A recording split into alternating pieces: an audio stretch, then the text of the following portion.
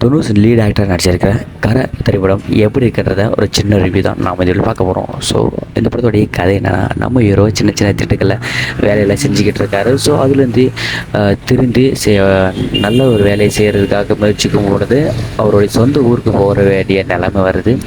அப்போது அந்த இடத்துல தன்னுடைய அப்பாவுக்கு நடக்கிற விஷயத்தெல்லாம் தெரிஞ்சுக்கிட்டு, ஸோ பேங்க் மூலியமாக தன்னோட அப்பாவுக்கு நடந்த கொடுமையை எப்படியா தட்டி கேட்கணுன்னு நம்ம ஹீரோ வந்து பேங்க்காரன் கிட்ட இருக்கிற மொத்த பணத்தையும் நம்ம ஆட்டையை போடலாம்னு நினைக்க, ஒவ்வொரு பேங்க்கில் இருக்க அமௌண்ட்டாக நம்ம ஹீரோ வந்து ஆட்டையை போடுறாரு. ஸோ அப்போ ஒரு நிகழ்வில் ஒரு சுவாரஸ்யமான படம் தான் கரை. ஸோ இதில் வந்து சுராஜ் வந்து போலீஸ் கேரக்டர் பண்ணியிருப்பார், இன்வெஸ்டிகேஷன் ஆஃபீஸராக சூப்பராக பண்ணியிருக்காரு. அது மட்டும் தனுஷ் இந்த படத்தில் ஆக்டிங் வந்து பின்னி பட்டில் இருக்கார். ஸோ அவருடைய ப்ரீவியஸ் மூவி வந்து டே 1 பண்ண ரெக்கார்டை இந்த படம் வந்து பண்ணலை.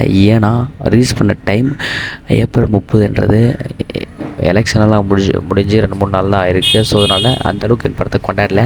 10 கோடிக்கு ஏதாவது கலெக்ஷன் வந்திருக்கு. ஆனால் வேர்ட் ஆஃப் மவுத்லேயே இந்த படத்துக்கு நல்ல ஒரு ரிப்போர்ட் வந்திருக்கிறதுனால ஸோ படம் அடுத்தடுத்த நாளில் பிக்கப் ஆகி கலெக்ஷனில் 100 கோடி அடிக்குமான்றதை வெயிட் பண்ணி பார்க்கலாம். எனக்கு தெரிஞ்ச வரைக்கும் இந்த படம் வந்து ஒரு 70+ 75 crore கலெக்ஷன் பண்ணுறதுக்கான வாய்ப்புகள் தான் இருக்குது. ஸோ நீங்கள் இந்த படம் பார்த்துருந்தீங்கன்னா உங்களுடைய பின்ன மறக்காமல் கமெண்ட் பாக்ஸில் கமெண்ட் பண்ணுங்கள்.